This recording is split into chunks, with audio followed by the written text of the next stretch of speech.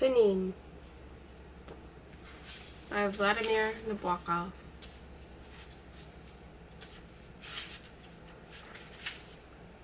Chapter 1. The elderly passenger sitting on the north window side of that inexorably moving railway coach next to an empty seat and facing two empty ones was none other than Professor Timothy Pnin. Ideally bald, suntanned, and clean-shaven, he began rather impressively with that great brown dome of his, tortoiseshell glasses making an infantile absence of eyebrows, apish upper lip, thick neck, and strong-man torso, and a tightish tweed coat, but ended somewhat disappointingly in a pair of spindly legs now flannelled and crossed, and frail-looking, almost feminine feet.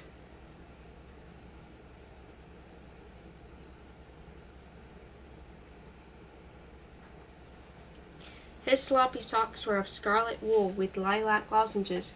His conservative black Oxfords had cost him about as much as all the rest of his clothing, flamboyant goon tie included. Prior to the 1940s, during the staid European era of his life, he had always worn long underwear, its terminals tucked into the tops of neat silk socks, which were clocked, soberly colored, and held up on his cotton-clad calves by garters. In those days, to reveal a glimpse of that white underwear by pulling up a trouser leg too high would have seemed to Pnin as indecent as showing himself to ladies minus collar and tie.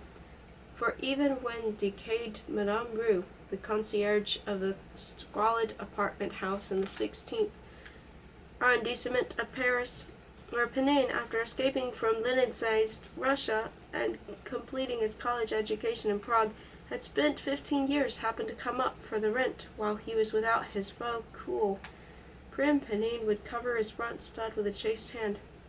All this underwent a change in the heady atmosphere of the New World.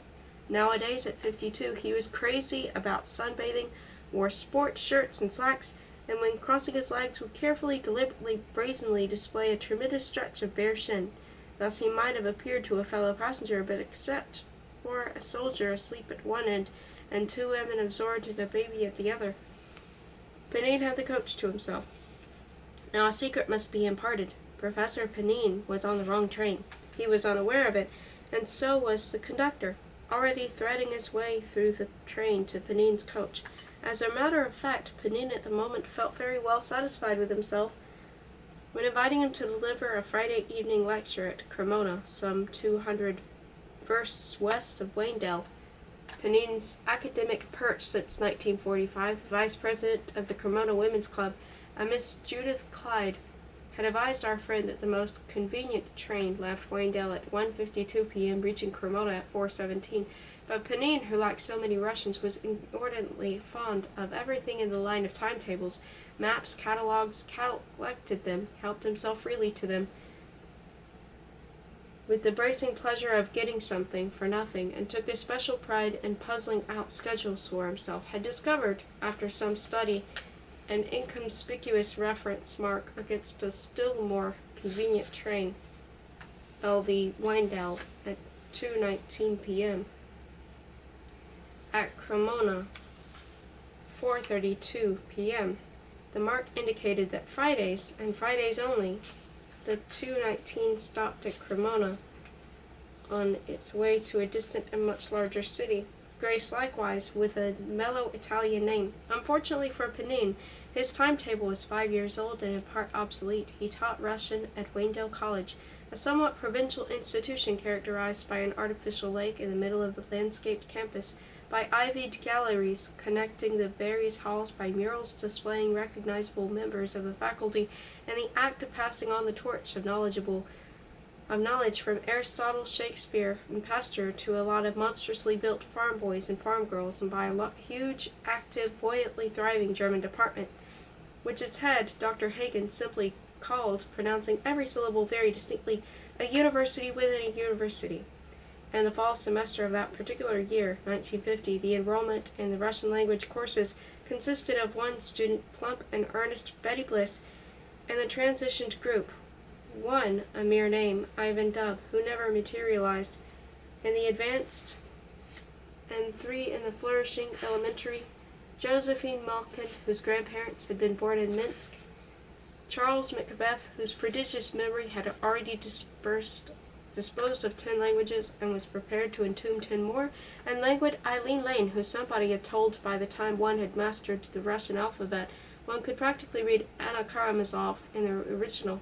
As a teacher, Pnin was far from being able to compete with those stupendous Russian ladies scattered all over the academic America, who, without having had any formal training at all, managed somehow by dint of intuition, loquacity, and a kind of maternal bounce to infuse a magic knowledge of their difficult and beautiful tongue into a group of innocent-eyed students in the atmosphere of Mother Volga's songs, read caviar and tea, nor did Pnin, as a teacher, ever presume to approach the lofty halls of modern scientific linguistics, that ascetic fraternity of phonemes, that temple wherein earnest young people are taught not the language itself, but the method of teaching others to teach that method, which method, like a waterfall of splashing from rock to rock, ceases to be a medium of rational navigation, but perhaps in some fabulous future may become instrumental in evolving esoteric dialects, basic Basque, and so forth, spoken only by certain elaborate machines. No doubt Pnin's approach to his work was amateurish and light-hearted, depending as it did on exercises in a grammar brought out by the head of a Slavic department in far greater college than Wendell, a venerable fraud whose Russian was a joke, but who would generously lend his dignified name to the products of anonymous drudgery. Pnin, despite his many shortcomings, had about him a disarming old-fashioned charm, which Dr. Hagen, his staunch protector, insisted before morose trustees was a delicate imported article worth paying for domestic casts, whereas the degree in sociology and political economy that Pnin had obtained with some pomp at the University of Prague around 1925 had become by mid-century a doctorate in desuetude. He was not altogether miscast as a teacher of Russian. He was beloved not for any essential ability, but for those unforgettable digressions of his when he would remove his glasses to beam at the past while massaging the lenses of the present. Nostalgic excursions in broken English, autobiographical tidbits, how Pnin came to the Sodinianye Shati,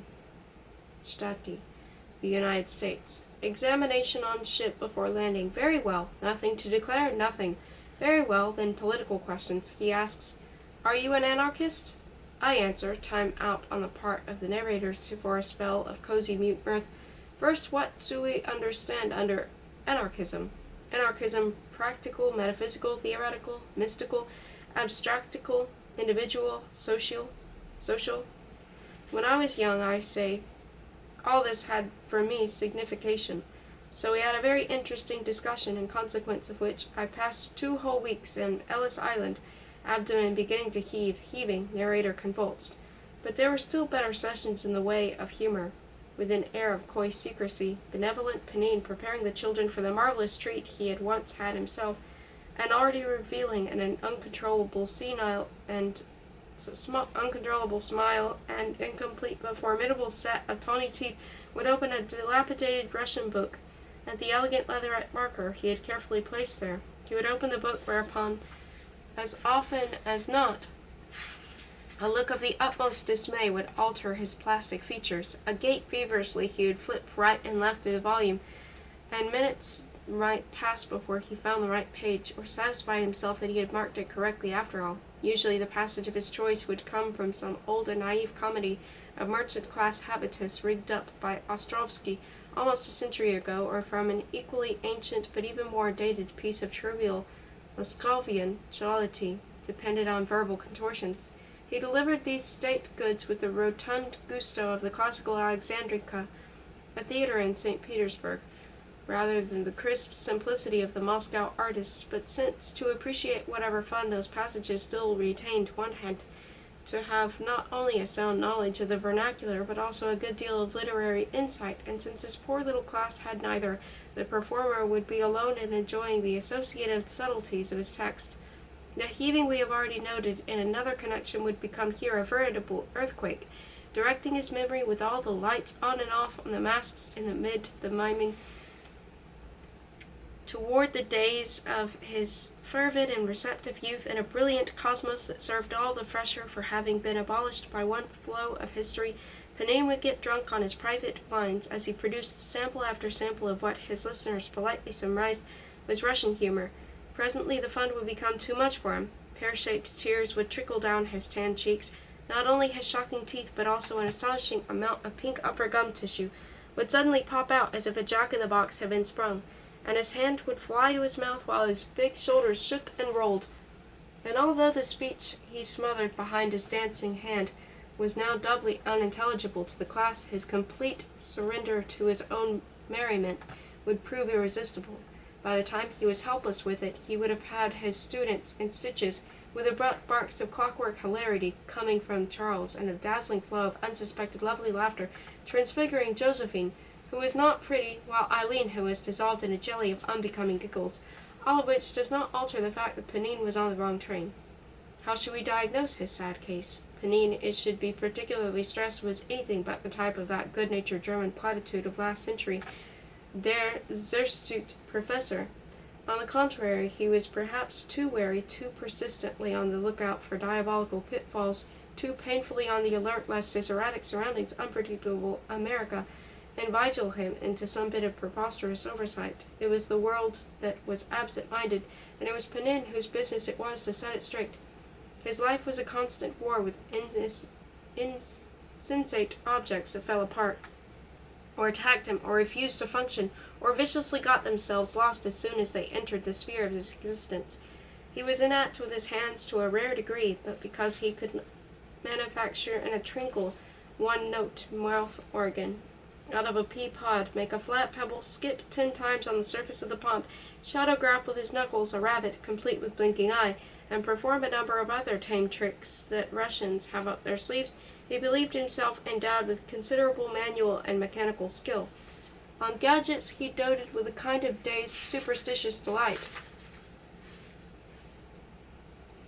Electric devices enchanted him. Plastics swept him off his feet. He had a deep admiration for the zipper, but the devoutly plugged-in clock would make nonsense of his mornings after a storm in the middle of the night had paralyzed the local power station. The frame of his spectacles would snap in mid-bridge, leaving him with 2 identical pieces, which he had vaguely attempted to unite, in the hope, perhaps, of some organic marvel of restoration coming to the rescue. The zipper a gentleman depends on most would become loose in his puzzled hand at some nightmare moment of haste and despair, and he still did not know that he was on the wrong train. A special danger area in Pnin's case was the English language. Except for such not very helpful odds and ends as the rest is silence, nevermore, weekend, who's who, and a few ordinary words like eat, street, fountain pen, gangster, Charleston, marginal utility. He had had no English at all in the time he left France for the States. Stubbornly he sat down to the task of learning the language of Fenimore Cooper, Edgar Poe, Edison, and 31 presidents. In 1941, at the end of 1 year of study, he was proficient enough to use glibly terms like wishful thinking and okie dokie. By 1942, he was able to interrupt his narration with the phrase, to make a long story short. By the time Truman entered his second term, Pnin could handle practically any topic, but otherwise progressing to a stop despite all his efforts, and by 1950 his English was still full of flaws. That autumn he supplemented his Russian courses by delivering a weekly lecture in a so-called symposium, Wingless Europe, a survey of contemporary continental culture, directed by Dr. Hagen. All our friend's lectures, including sundry ones he gave out of town, were edited by one of the younger members of the German department. The procedure was somewhat complicated. Professor Pnin laboriously translated his own Russian verbal flow, teeming with idiomatic proverbs, into patchy English. This was revised by young Miller. Then Dr. Hagen's secretary, a Miss Eisenbohr, typed it out. Then Pnin deleted the passages he could not understand. Then he read it to his weekly audience. He was utterly helpless without the prepared text, nor could he use the ancient system of dissimulating his infirmity by moving his eyes up and down, snapping up an eyeful of words, reeling them off to his audience, and drawing out the end of the sentence while driving for the next. Pnin's worried eye would be bound to lose its bearings. Therefore he preferred reading his lectures, his gaze glued to his text, in a slow, monotonous baritone that seemed to climb one of the interminable flights of stairs used by people who dread elevators. The conductor, a gray-headed, fatherly person with steel spectacles placed rather low on his simple, functional nose and a bit of soiled adhesive tape on his thumb, had now only 3 coaches to deal with before reaching the last one where Pnin rode. Pnin, in the meantime, had yielded to the satisfaction of a special Pninian craving. He was in a Pninian quandary, among other articles indispensable for a Pninian oversight. Stay in strange towns such as shoe trees, apples, dictionaries, and so on. His Gladstone bag contained a relatively new black suit he planned to wear that night for the lecture. Are the Russian people communists before the Cremona ladies? It also contained next Monday's symposium lecture, Don Quixote and Faust, which he intended to study the next day on his way back to Wendell, and a paper by the graduate student Bloody Bliss, Dostoevsky and Gestalt Psychology, that he had to read for Dr. Hagen, who was her main director in cerebration. The quandary was as follows. If he kept the Cremona manuscript, a sheaf of typewriter-sized pages carefully folded down the center on his person, in the security of his body warmth, the chances were, theoretically, that he would forget to transfer it from the coat he was wearing to the one he would wear.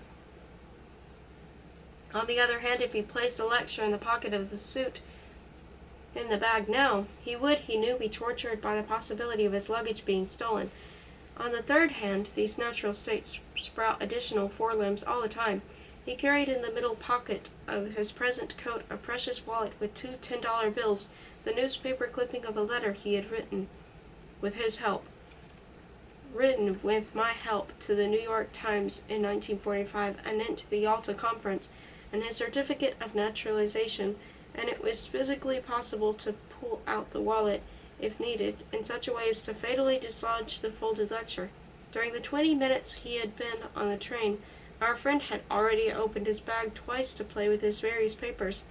When the conductor reached the car, a diligent Pnin was perusing with difficulty Betty's last effort, which began, "When we consider the mental climate wherein we all live, we cannot but notice the conductor entered, did not awake the soldier, promised the women he would let them know when they would be about to arrive, and presently was shaking his head over Pnin's ticket. The Cremona stop had been abolished 2 years before. Important lecture, cried Pnin. What to do? It is catastrophe. Gravely, comfortably, the gray-headed conductor sank into the opposite seat and consulted in silence a tattered book full of dog-eared insertions. In a few minutes, namely at 3:08, Pnin would have to get off at Whitechurch. This would enable him to catch the 4 o'clock bus that would deposit him around 6 at Cremona. I was thinking I had gained 12 minutes, and now I have lost nearly 2 whole hours, said Pnin bitterly, upon which, clearing his throat and ignoring the consolation offered by the kind grey-head, "You'll make it." He took off his reading glasses, collected his stone-heavy bag, and repaired to the vestibule of the car so as to wait there for the confused greenery skimming by to be cancelled and replaced by the definite station he had in mind. 2. Whitechurch materialized in a scheduled. A hot, torpid expanse of cement and sun lay beyond the geometrical solids of various clean-cut shadows. The local weather was unbelievably summery for October. Alert, Pnin entered the waiting room of sorts with a needless stove in the middle and looked around.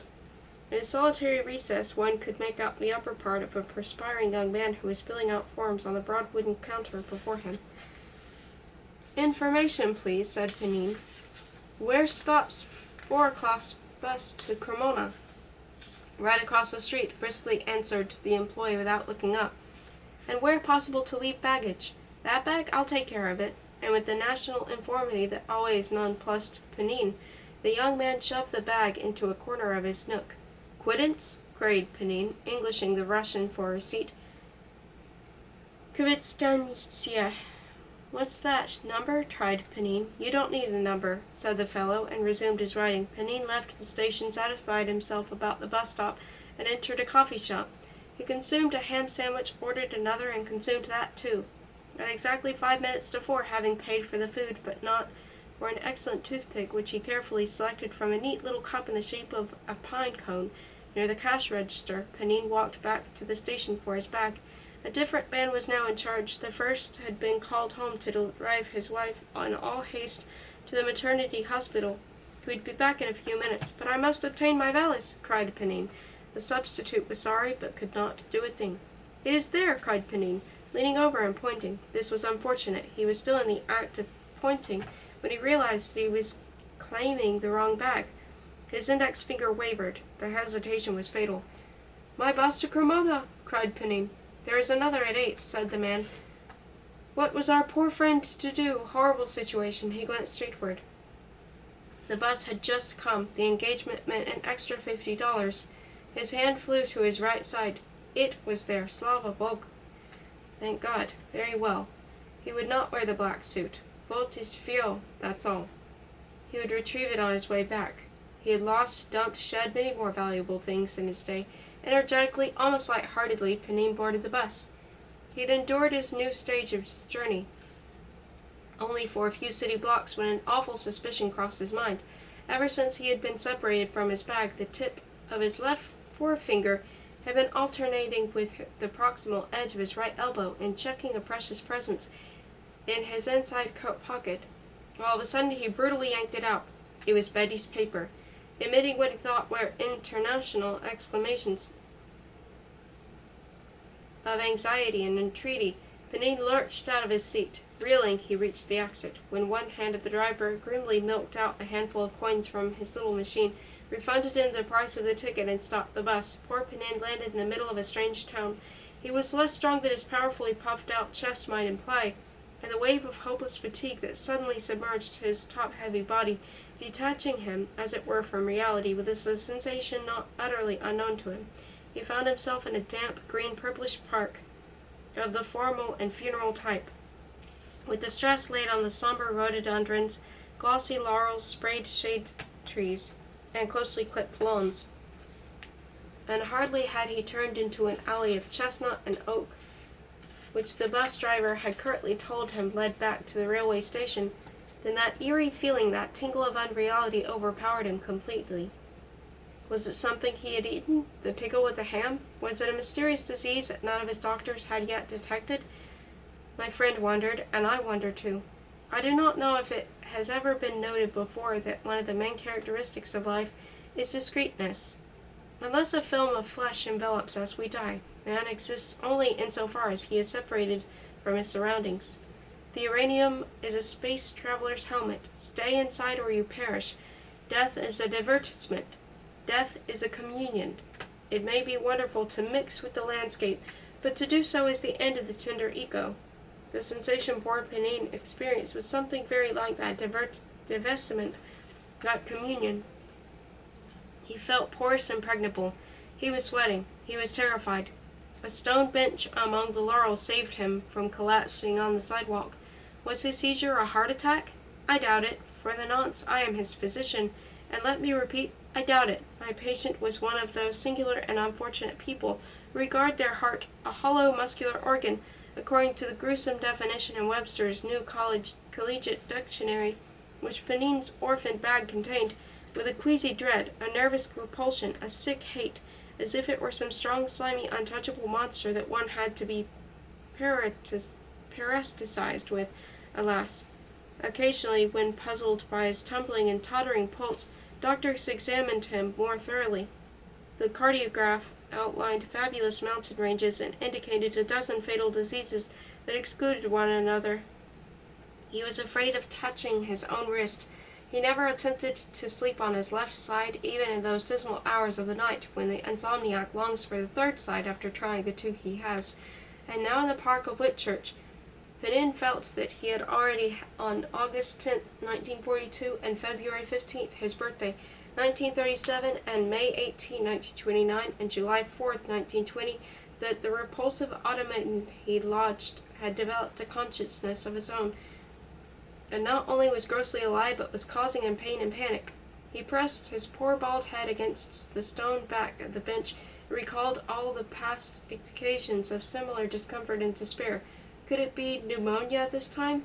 He had been chilled to the bone a couple of days before in one of those hearty American draughts that a host treats his guests to after the second round of drinks on a windy night. And suddenly, Pnin, was he dying, found himself sliding back into his own childhood.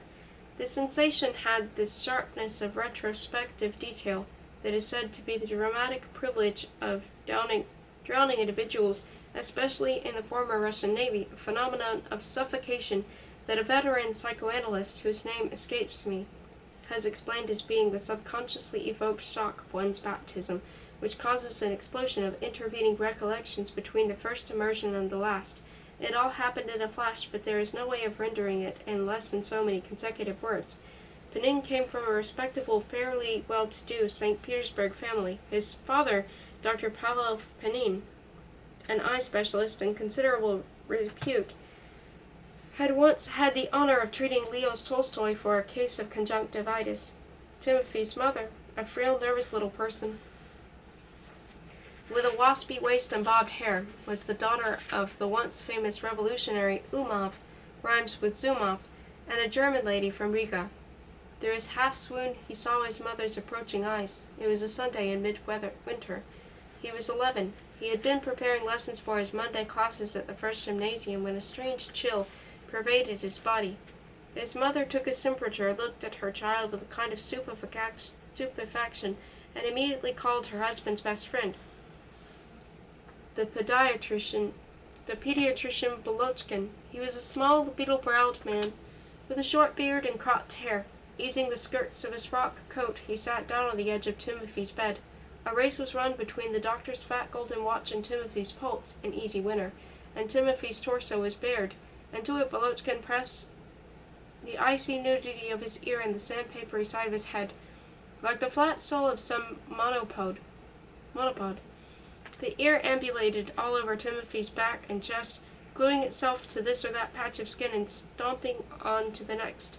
No sooner had the doctor left than Timothy's mother and a robust servant girl with safety pins between her teeth encased the distressed little patient in a straitjacket like compress. It consisted of a layer of soaked linen, a thicker layer of absorbent cotton, and another of tight flannel with a sticky diabolical oilcloth.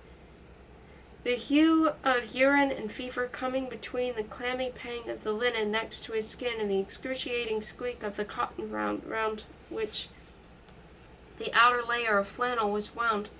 A poor cocooned pupa, Tim, lay under a mass of additional blankets. They were of no avail against the branching chill that crept up his ribs from both sides of his frozen spine. He could not close his eyes because his eyelids stung so. Vision was but oval pane with oblique stabs of light. Familiar shapes became the breeding places of evil delusions. Near his bed was a 4-section screen of polished wood, with pyrographic designs representing a bridle path, felted with fallen leaves, a lily pond, an old man hunched up on a bench, and a squirrel holding a reddish object for its front paws. Timosha, a methodical child, had often wondered what the object would be. A nut? A pine cone? And now that he had nothing else to do, he set himself to solve this dreary riddle, but the fever that hummed in his head and drowned every effort in pain and panic. Still more oppressive was his tussle with the wallpaper. He had always been able to see that, and his vertical plane, a combination made up of 3 different clusters of purple flowers and 7 different oak leaves, was repeated a number of times with smoothing exactitude. But now he was bothered by the undismissible fact that he could not find that system of inclusion and circumscription governed the horizontal reoccurrence of the pattern. That such a recurrence existed was proved by his being able to pick out here and there along the wall from bed to wardrobe and from stove to door the reappearance of this or that element of the series. But when he tried traveling right or left from any chosen set of 3 inflorescences and 7 leaves, he forthwith lost himself in a meaningless tangle of rhododendron and oak.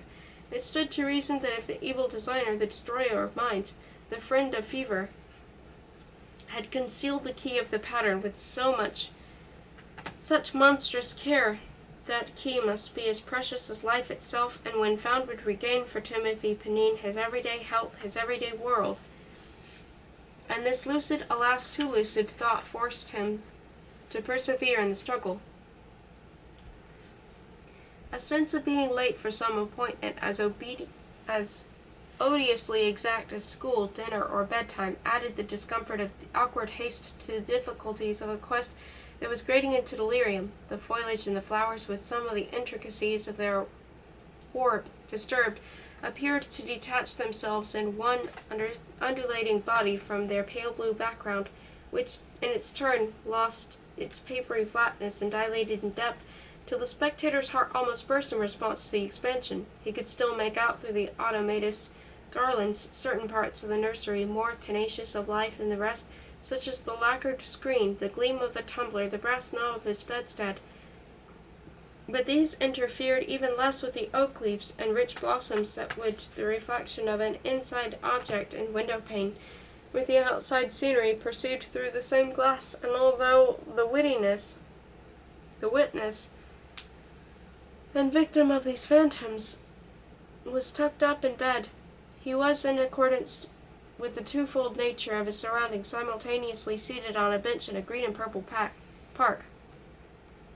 During one melting moment, he had the sensation of holding at last the key he had sought, but coming from very far, a rustling wind and soft volume increasing as it ruffled the rhododendrons, now blossomless, blind, confused to whatever rational pattern Timothy Pnin's surroundings had once had. He was alive, and that was sufficient. The back of the bench against which he was still sprawled felt as real as his clothes, or his wallet, or the date of the great Moscow fire, 1812. A gray squirrel sitting on the comfortable branches of the ground before him was sampling a peach stone. The wind paused and presently stirred the foliage again. The seizure had left him a little frightened and shaky, but he argued that had it been a real heart attack, he would have surely felt a good deal more unsettled and concerned, and this roundabout piece of reasoning completely dispelled his fear. It was now 4:20. He blew his nose and trudged to the station. The initial employee was back. "Here's your bag," he said cheerfully. "Sorry you missed the Cremona bus. At least," and what dignified irony our unfortunate friend tried to interject into that "at least," "I hope everything is good with your wife? She'll be all right.